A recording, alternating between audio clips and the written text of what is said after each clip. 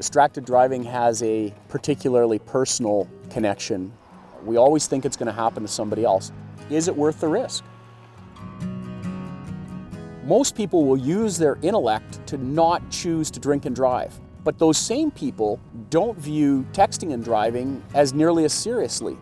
When we get a text or when we get a like on our social media, we get this shot of dopamine, and that feels good to us. The brain chemistry is addictive.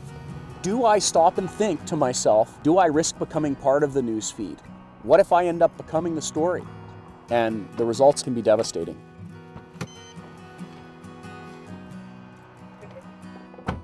Hi, ma'am. So you know the reason I stopped you is because you're on your cell phone, but I'd offer you an alternative to a ticket. So would you like to hear my story? In 2009, my dad was walking his dog when a 16-year-old girl who was on her cell phone crossed the median, struck him from behind. The dog went under the vehicle and my dad is killed. The consequences are sometimes pretty severe, like losing a life. I've experienced firsthand how tragic distracted driving can be. And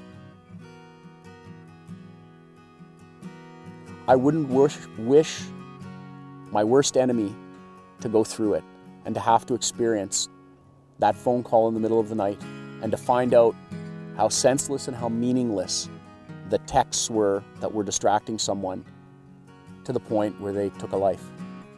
Because there's nothing that can't wait from point A to point B. None of us are that important. It really does make you think. It'll make me think twice, for sure. Like, I shouldn't have done that in the first place, and I know that already, but this definitely, I think, will make an impact. I'm grateful that I heard his story today.